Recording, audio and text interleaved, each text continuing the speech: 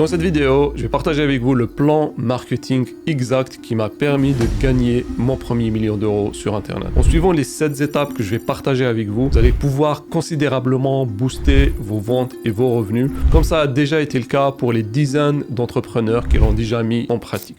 Avant de mettre n'importe quel plan d'action en pratique, la première étape consiste à faire un état des lieux, des ressources qu'on a en notre disposition. Donc, ce qu'on va faire, c'est que on va un peu analyser ce qu'on a, notre business, pour essayer de voir quelles sont nos forces et nos faiblesses, pour pouvoir justement adapter le plan d'action à notre propre situation, mais aussi à nos forces pour pouvoir en tirer le maximum de bénéfices. Donc la première chose que je vous invite à regarder, c'est quelles sont les ressources que vous avez. Est-ce que vous avez par exemple une audience déjà existante? Est-ce que vous avez aujourd'hui plusieurs produits à vendre? Est-ce que vous avez aujourd'hui une liste email? Est-ce que vous avez un budget à mettre en publicité? Est-ce que vous avez aujourd'hui des partenaires potentiels que vous pouvez contacter qui pourront vous aider? Est-ce que vous avez une liste de clients? Donc, c'est important de faire le point sur tous ces éléments-là afin de pouvoir justement décider sur quelle voie prendre. Donc, peu importe d'où vous partez aujourd'hui, je vais vous donner en fait des pistes et des stratégies que vous allez pouvoir implémenter et qui vont vous permettre de booster vos ventes et de mettre en pratique ce plan d'action. Donc, même si aujourd'hui vous partez de zéro, ce n'est pas un problème, vous allez pouvoir avancer. Mais si vous avez des ressources existantes avant, ça va vous permettre d'avancer beaucoup plus vite. Donc maintenant, une fois que vous avez identifié les ressources que vous avez, la deuxième étape, ça va être de définir qui est votre client cible. Donc, si vous avez par exemple plusieurs produits à vendre, si vous avez plusieurs offres à vendre, donc c'est pas pertinent d'essayer de commercialiser toutes les offres au même moment. Donc, ce que nous allons faire, c'est que nous allons essayer de réfléchir de manière stratégique. Voici les points à regarder. Première chose, est-ce que votre client a un problème qui est urgent et qui est douloureux? Donc, est-ce que votre produit, votre service, votre offre résout un problème important pour votre client? Parce que la valeur de votre offre, la valeur de votre service, la valeur de ce que vous allez proposer dépend, bien entendu, de votre client et de la perception qu'il aura de votre proposition, de votre offre. Parce que votre offre à la fin, ou votre produit, a un seul objectif, c'est aider votre client à surmonter un problème ou à atteindre un objectif en particulier. Donc, si vous allez l'aider, par exemple, à surmonter un problème qui n'est pas important pour lui ou un problème qui n'est pas suffisamment douloureux, automatiquement, votre produit aura une valeur perçue beaucoup moins importante. Et ça va être difficile pour vous de le commercialiser. Parce que vous pouvez avoir les meilleures techniques, les meilleures stratégies marketing. Ça ne remplace jamais un bon produit. Donc, on va toujours essayer d'avoir un produit, une offre gagnante. Donc, un produit qui est facile à commercialiser. Donc, la première chose, c'est posez-vous la question, parmi les solutions que je peux apporter, quel est le problème le plus douloureux pour mes clients que je peux résoudre, que je peux l'aider à résoudre, ou bien quel est l'objectif qu'il veut vraiment atteindre à tout prix. Peut-être que votre client, par exemple, si vous êtes dans la perte de poids, que par exemple vous proposez un coaching sportif ou bien vous vendez des compléments alimentaires, posez-vous la question, parmi tous mes clients, pour qui c'est vraiment important et pour qui cette transformation va apporter le plus de valeur. Et la valeur, non pas de votre point de vue, mais du point de vue du client, parce que c'est vraiment le plus important. La deuxième chose que je vous invite à faire, c'est de poser la question, est-ce que votre client a les moyens de s'offrir votre produit ou service? Si la réponse est non, ça ne sert pas à grand-chose d'aller attaquer ce segment de marché ou d'aller cibler cet avatar-là. Pourquoi? Parce que même s'il a envie d'acheter votre produit, il n'aura pas les moyens.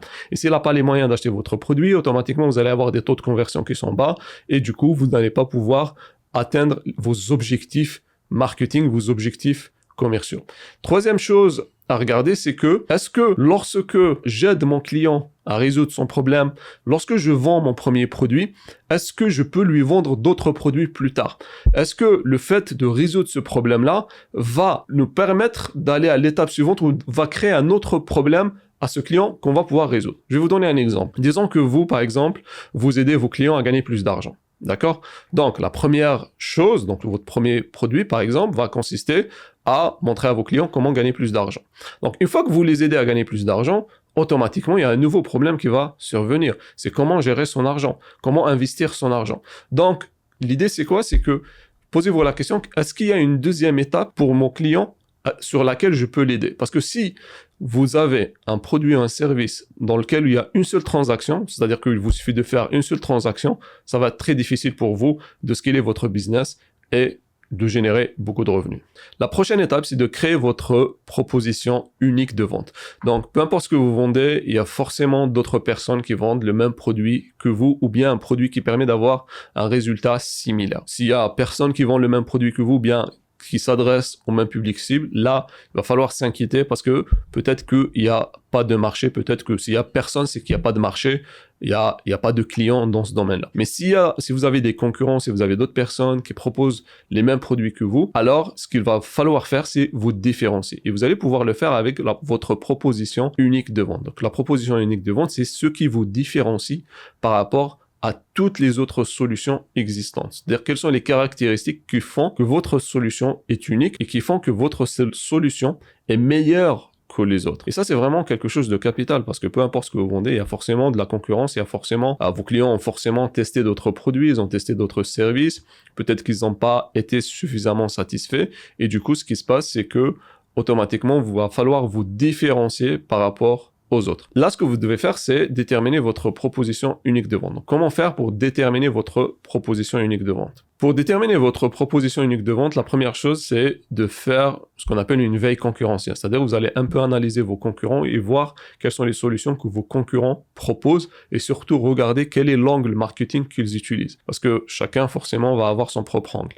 Une fois que vous avez fait l'analyse, la prochaine étape, c'est de déterminer quelle est la caractéristique qui vous différencie. Qu'est-ce qui rend votre produit unique par rapport aux autres? Quelle est la fonctionnalité? Quel est l'élément qui va vous permettre de vous différencier? Une fois que vous avez déterminé ça, la troisième étape, ça va être de formuler votre proposition unique de vente. Et généralement, ce qu'on va essayer de faire, c'est qu'on va essayer de formaliser ça sous forme d'un concept ou d'une idée qui va nous permettre de nous différencier. Donc, essayez de penser à ça de cette façon. Donc, votre client se trouve dans une situation A et vous voulez l'aider à atteindre un objectif en particulier, c'est-à-dire vous voulez l'amener du point A au point B. Ok, donc là, votre proposition unique de vente va permettre de mettre la lumière sur le véhicule de transformation qui va vous permettre de l'amener du point A au point B. Par exemple, si vous êtes dans la perte de poids, donc votre client a des kilos en plus, vous voulez l'aider à perdre des kilos en plus. Donc pour pouvoir faire ça, on peut y arriver de différentes manières. Donc, qu'est-ce qui fait que votre solution va lui permettre d'aller du point A, c'est-à-dire il a 10 kilos en plus, à perdre ces 10 kilos? Qu'est-ce qui fait que votre solution est unique? Qu'est-ce qui fait que votre solution fonctionne mieux que les autres? Donc, cela peut être parce que votre solution, elle est plus rapide, elle est plus efficace. Peut-être que votre solution lui permet d'avoir des résultats plus durables. Peut-être que votre solution, elle est plus facile. Que peut-être votre solution permet d'avoir des résultats plus important. Donc, identifiez quelle est la caractéristique qui va vous permettre de vous différencier des autres et formuler ça dans une phrase qui va être simple, concise et facile à comprendre. Maintenant, une fois que vous avez votre proposition unique de vente, donc là, il va falloir la répéter dans toutes vos communications marketing, donc que ce soit dans la publicité, que ce soit dans vos contenus, dans vos communications, dans vos échanges avec vos clients. Donc, vous devez communiquer votre proposition unique de vente régulièrement et vous devez la répéter, jusqu'à ce que votre client puisse percevoir le message et puisse passer à l'action. Donc, maintenant qu'on a identifié notre proposition unique de vente, la prochaine étape, ça va être de bien structurer vos offres. Et ça, c'est vraiment une erreur capitale que font beaucoup de personnes. C'est-à-dire qu'ils ont, par exemple, un produit, un excellent service, ils vont commencer à le commercialiser, mais ils n'ont pas structuré leurs offres de façon correcte ou de façon à ce qu'ils puissent générer le maximum de bénéfices. Le fait d'avoir un bon produit, cela ne suffit pas. Vous devez aussi vous adapter par rapport à la réalité du marché. Donc, quand vous allez commencer à commercialiser votre produit, par exemple, en faisant de la publicité, vous allez vous rendre compte que le produit que vous avez commencé à commercialiser au début, peut-être qu'il ne se vend pas rapidement. Ce qui fait que vous allez avoir des coûts de publicité, par exemple, importants, mais vous n'avez pas un retour sur investissement rapide. Ce qui fait que ça va automatiquement créer des problèmes en termes de trésorerie. Du coup, ça va être difficile pour vous de scaler. Donc, dans ce genre de situation, qu'est-ce qu'on fait? La meilleure structuration, c'est celle que je vous recommande, c'est d'avoir 3 segments de produits, 3 gammes de produits. Première gamme, et généralement vous allez avoir 1 ou 2 produits là-dessus, c'est un produit d'appel. Donc un produit d'appel, c'est quoi? C'est un produit qui va vous permettre d'acquérir des clients. Le but de ce produit n'est pas de générer des profits, mais juste de vous permettre d'avoir des clients. Parce que un client, il vaut 10 prospects. Si vous avez une liste de 100 clients, ça vaut une liste de 1000 prospects. Si vous avez une liste de 1000 clients, ça vaut une liste de 10 000 prospects. Donc le but du produit d'appel, c'est juste de nous permettre d'avoir des clients. Mais ça nous permet également de faire financer notre acquisition. C'est-à-dire que on va faire de la publicité et les ventes qu'on va générer avec ce premier produit d'appel vont nous servir à payer la publicité. Et si on arrive à être à l'équilibre seulement, c'est-à-dire que je dépense par exemple 100 € et je récupère 100 €, ça veut dire que je fais de la publicité gratuitement. Ça veut dire que toutes les ventes qui vont venir après, ça va être du pur bénéfice. Et étant donné que la publicité, ça vous permet d'avoir du trafic à la demande, d'avoir de la visibilité à la demande, si vous parvenez à la rentabiliser, vous allez pouvoir générer beaucoup de visibilité assez rapidement. Et ça, c'est vraiment excellent. Et c'est ce qu'on recherche avec le produit d'appel. Donc, maintenant qu'on vous allez créer votre produit d'appel, vous pouvez par exemple décider de faire un produit d'appel qui coûte quelques dizaines d'euros, comme ça peut coûter quelques centaines d'euros. Donc là, ça va dépendre des autres produits que vous voulez vendre et ça va dépendre des autres gammes de produits.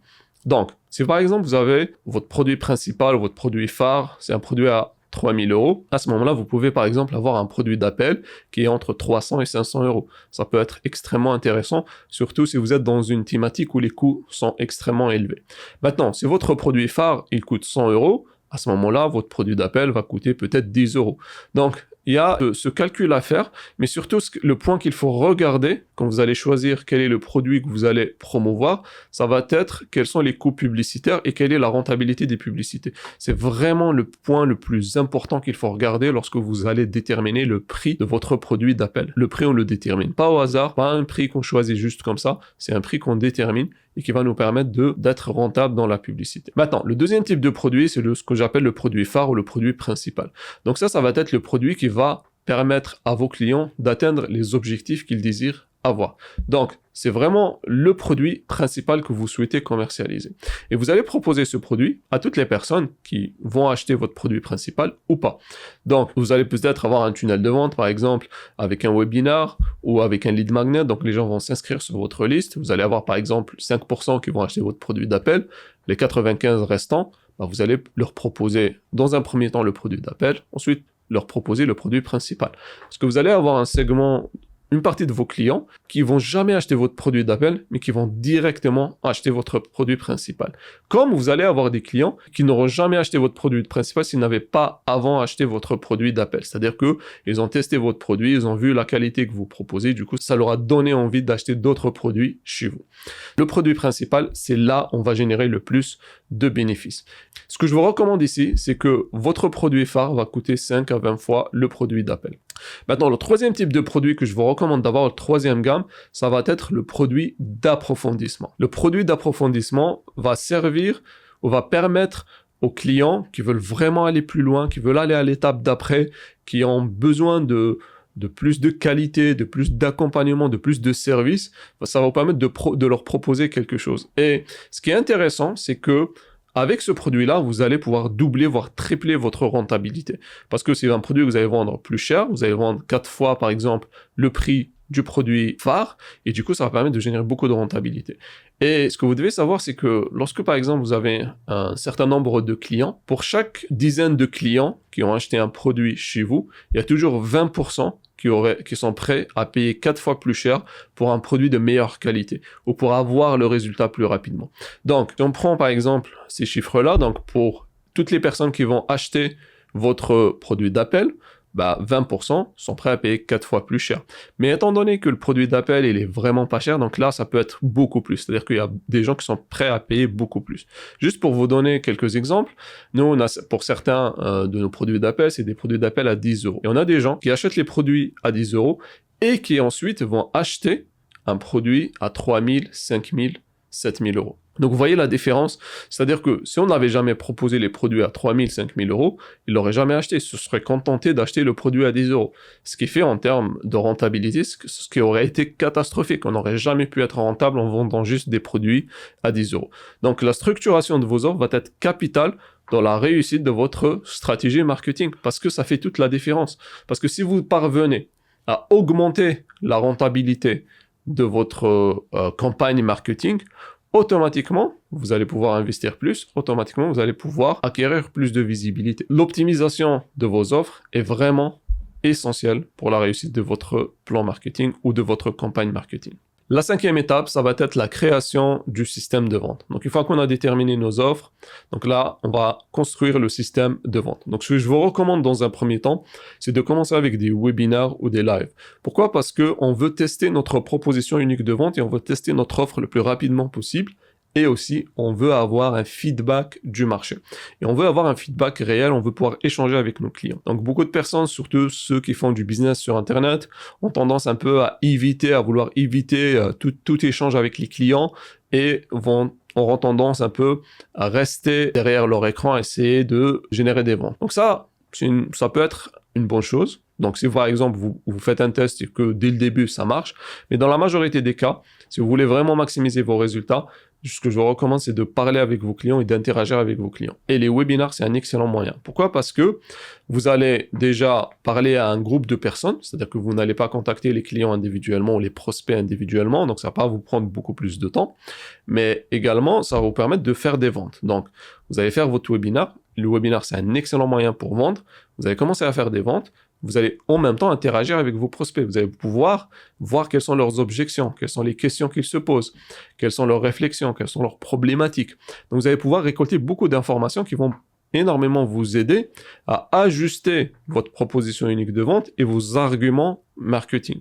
Et c'est justement cette itération qui va faire toute la différence. Parce que la réussite de votre projet, elle va pas se faire du premier coup.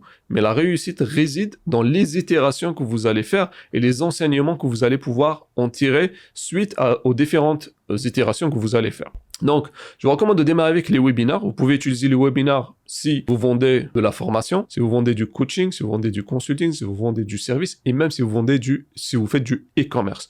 Nous, on a des clients qui font du e-commerce et qui vendent extrêmement bien avec des webinars.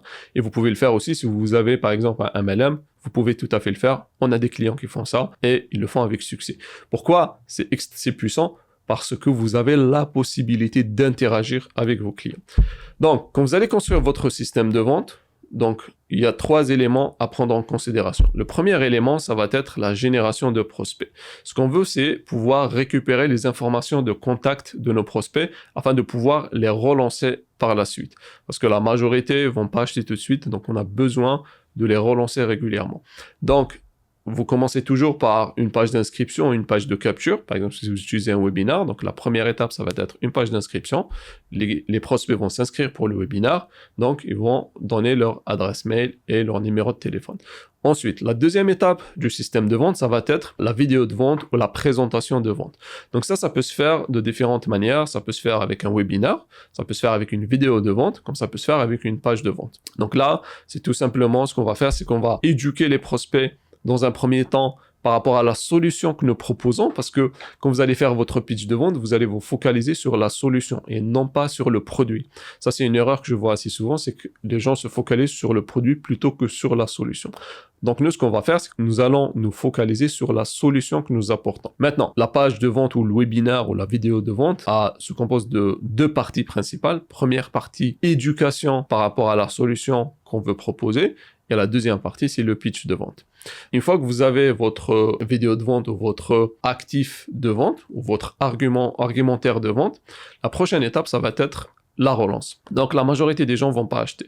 Donc, si vous faites un webinaire, vous allez avoir, par exemple, 1000 inscrits. Sur les 1000 inscrits, si vous optimisez bien votre webinaire, vous allez avoir à peu près 40% qui vont venir. 40-50% si vous optimisez à fond. Donc, on va dire 40%. Donc, 400 personnes vont participer à votre webinaire.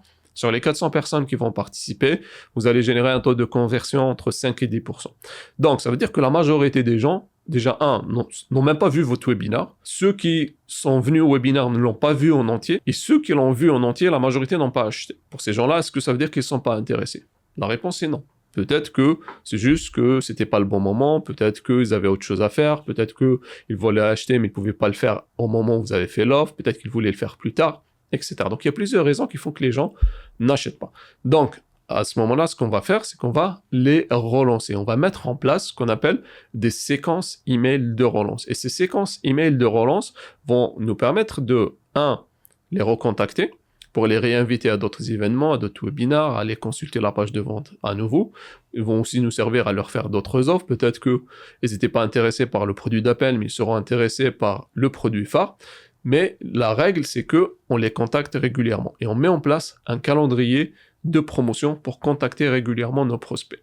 Et c'est pour ça que c'est capital de construire sa base de données. Maintenant, une fois que vous avez fait une vente, une fois que la conversion s'est faite, qu'est-ce que vous allez faire? Donc, on a vu qu'on a des séquences de relance pour les personnes qui n'ont pas acheté, mais pour les personnes qui ont acheté, on fait quoi? Donc, ce qu'on va faire, ça ne veut pas dire que s'ils ont acheté le produit, ça ne veut pas dire que c'est terminé. Ça veut dire juste que s'ils ont acheté le produit, c'est que maintenant, ils vont commencer à utiliser le produit, c'est que déjà, ils vous font confiance. Maintenant, c'est votre produit bon, on va chercher à faire en sorte qu'il soit satisfait, mais aussi, on va mettre en place un système d'ascension. Donc, le système d'ascension, c'est quoi? C'est qu'une fois qu'on a un client qui achète le premier produit, on va l'amener à acheter un deuxième produit, un troisième produit, ainsi de suite. Donc, on va essayer, en fait, de lui proposer d'autres produits. Par exemple, si vous prenez Apple, vous achetez un iPhone, ensuite, ils vont vous proposer l'iPad, ensuite, vous proposer un Mac, et ainsi de suite. Donc, vous avez en fait une gamme de produits qui sont complémentaires les uns des autres. Et lorsque le client achète un produit, on va essayer de l'amener à acheter le deuxième produit, ensuite le produit suivant, et ainsi de suite. Jusqu'à ce qu'il achète tous les produits. Donc, et pour ça, c'est pas quelque chose qui se fait au hasard, c'est quelque chose qui nécessite la mise en place d'un système. Donc, ce système-là, ça peut être l'invitation, par exemple, à un autre webinar, ça peut être des séquences email de relance, ça peut être l'invitation à des appels téléphoniques. Donc ça dépend du produit que vous voulez vendre. Donc, si vous voulez vraiment maximiser vos résultats, voici ce que je vous recommande.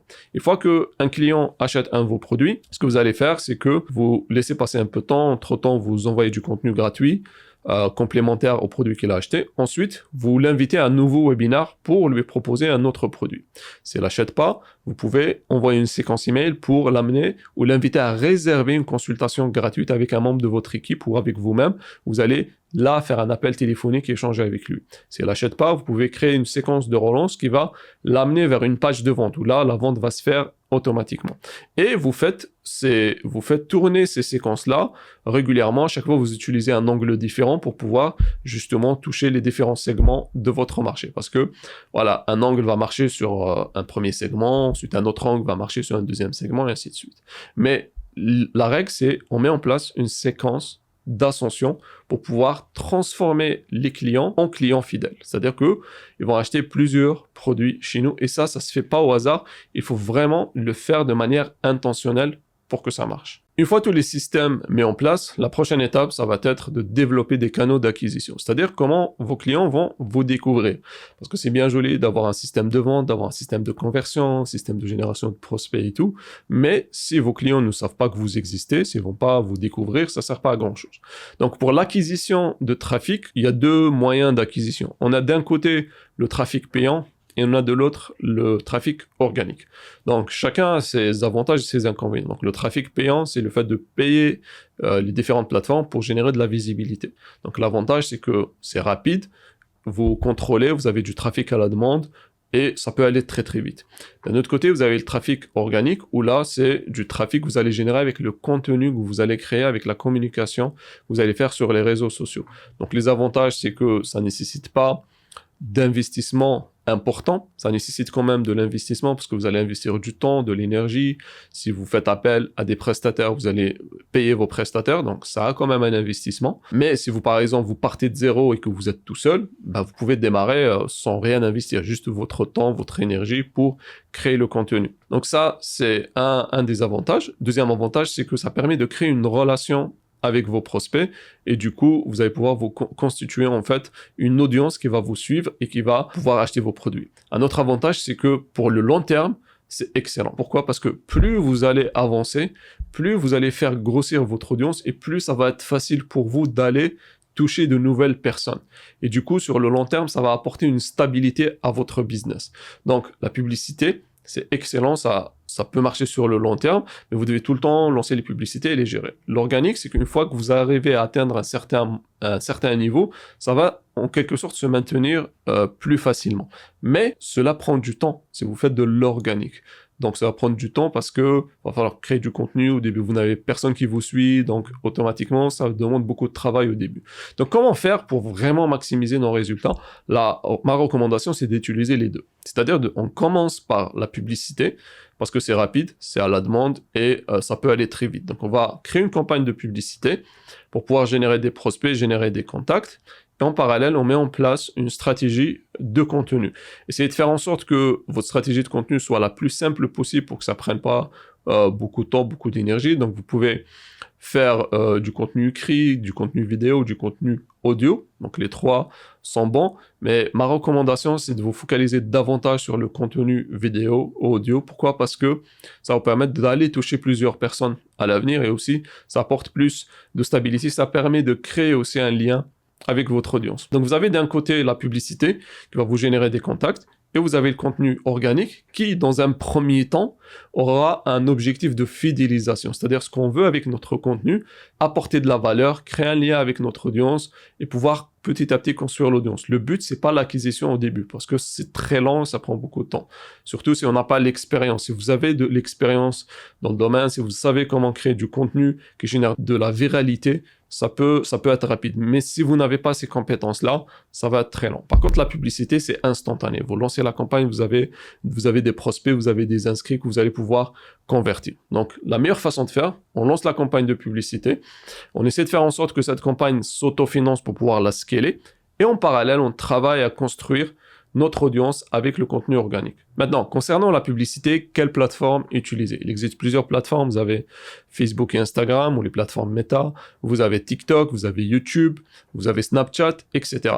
Ma recommandation, c'est de commencer avec Facebook et Instagram. Pourquoi? Parce que c'est les plateformes les plus faciles. Vous pouvez démarrer beaucoup plus facilement sur ces deux plateformes-là et vous pouvez avoir des résultats assez rapidement. Petit à petit, une fois que vous avez vous commencez à générer des revenus, vous pouvez aller chercher d'autres plateformes. Même si je ne vous recommande pas de vous disperser sur plusieurs plateformes à la fois, parce que chaque plateforme a ses propres codes, donc vous devez comprendre les codes de cette plateforme pour pouvoir justement la maîtriser. Il ne suffit pas juste de lancer la campagne, d'appuyer sur quelques boutons et voilà, c'est terminé. Non, c'est tout un travail à faire, il y a des optimisations à mettre en place. Donc, pour pouvoir vraiment maximiser vos résultats, vous devez maîtriser la plateforme et comprendre son fonctionnement.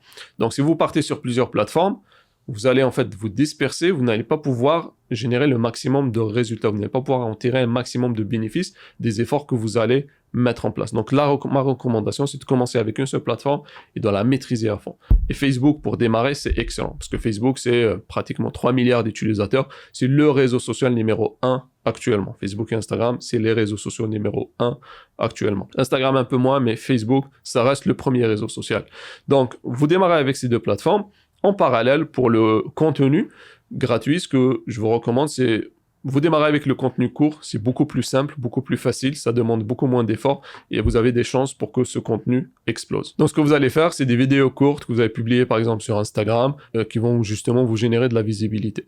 Donc en mettant en place, vous avez le contenu court d'un côté et vous avez la publicité d'un autre côté. Là, vous avez un système d'acquisition qui est robuste, qui est solide, qui va vous générer de la visibilité. La 7e étape, ça va être de mettre en place un plan de communication. Donc quand vous allez commencer à faire de la publicité ou à publier vos premiers contenus, vous allez commencer à voir que vous allez générer de la visibilité vers votre entreprise, vous allez commencer à avoir des inscrits, vous allez commencer à construire votre audience. Donc maintenant, une fois que vous avez vos premiers inscrits, vous avez constitué votre première audience, là, ce qu'il va falloir faire, c'est commencer à communiquer avec votre audience. Il y a plusieurs points à prendre en considération. Premier point, ça va être le branding. Donc le branding, c'est vraiment quelque chose d'essentiel parce que faire du marketing direct, c'est excellent, mais ce qui va permettre à votre entreprise de vraiment se pérenniser et de vraiment progresser, ça va être le branding. Et le branding, c'est la façon comment vous êtes perçu de l'extérieur par vos clients. Et ça se fait principalement avec les contenus que vous allez publier. Aujourd'hui, si vous avez un branding qui est fort, vous allez pouvoir vous différencier assez facilement de vos concurrents. Pourquoi? Parce que vos clients achètent vos produits, non pas parce qu'ils sont supérieurs, non pas parce qu'ils sont différents, mais juste parce que ils vous font confiance et ils apprécient les produits que vous faites. Et justement, ils vont acheter vos produits parce que c'est vous qui proposez ces produits-là. Donc, sur le long terme, c'est quelque chose de puissant. Et ça, c'est quelque chose qu'on acquiert de différentes manières. Première chose, en proposant des produits de qualité, bien entendu, c'est la première règle. La deuxième règle, c'est en ayant une expérience client qui est optimale. Donc, pour pouvoir justement optimiser votre marketing, il va falloir aussi optimiser votre produit, améliorer vos produits, améliorer l'expérience client. Il y a aussi votre service client, le fait de répondre rapidement à vos clients, le fait de proposer une expérience agréable à vos clients. Donc, tout ça contribue à l'amélioration de votre branding. Le deuxième élément, c'est le contenu que vous avez publié, le fait de rester continuellement en contact avec vos prospects, qui va vous aider énormément à développer votre branding et surtout à rester présent dans la tête de vos prospects. C'est-à-dire au moment où ils ont besoin d'un produit que vous proposez, c'est vous qui allez venir en premier. Pourquoi? Parce que vous avez sollicité suffisamment, vous avez apporté de la valeur, vous avez maintenu cette relation. Troisième élément, ça va être créer en fait communauté autour de ce que vous faites. Et les communautés, c'est quelque chose de puissant. Et aujourd'hui, c'est quelque chose qui prend de plus en plus de place parce que c'est une relation que vous avez avec vos prospects. La communauté, c'est faire en sorte que votre entreprise puisse être un endroit où vos clients puissent se rencontrer, puissent échanger, apporter et bénéficier aussi, avoir plus de valeur des autres membres de la communauté. Donc le fait de créer une communauté autour de vos services, autour de vos produits, que ça va renforcer votre branding. Ça va faire aussi que vous allez avoir une entreprise qui sera beaucoup plus pérenne. Donc, comment est-ce que vous allez pouvoir faire ça? Première chose, mettez en place un calendrier de communication. Donc, à travers les contenus, donc, on a parlé de ça dans les précédents points, on a vu que les contenus servent à fidéliser les clients. Et justement, l'idée, c'est quoi? C'est de mettre en place un calendrier de communication, un calendrier de contenu où vous allez communiquer régulièrement. L'idéal, c'est une fois par semaine, c'est très suffisant. Par exemple, si vous faites des vidéos, vous faites un podcast, par exemple, une fois par semaine, c'est excellent. Ou si vous avez votre contenu court, si vous faites du contenu court, une fois par jour, c'est excellent. Parce que le contenu court, il est beaucoup plus facile à produire et à créer. Donc, vous avez créé le contenu. N'essayez pas de faire ne vous prenez pas la tête. Essayez de faire quelque chose de simple. Les gens adorent tout ce qui est authentique. Donc, ne vous prenez pas la tête. Il y a beaucoup de personnes qui ont réussi à constituer des audiences avec des contenus qui sont ultra simples, qui ne demandent pas beaucoup d'efforts en termes de production. Après, une fois que votre entreprise se développe et que vous pouvez avoir les moyens de développer ou d'avoir une production, d'avoir une équipe qui va vous aider, ça sera un plus. Maintenant, troisième chose aussi à mettre en place dans votre plan de communication, c'est les recommandations.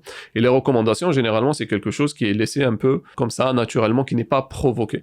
Donc, pour vraiment maximiser vos résultats, si vous avez des clients qui sont satisfaits, invitez-les à vous recommander. Et ça, tout simplement en mettant en place des séquences pour inviter vos prospects à vous recommander, mais aussi en créant votre programme d'affiliation. Donc, un programme d'affiliation, c'est quoi? C'est que vous allez rémunérer vos clients pour qu'ils vous recommandent. C'est-à-dire que pour chaque client qu'ils vont vous rapporter, vous allez leur donner une commission, par exemple. Et ça va motiver vos clients à en parler.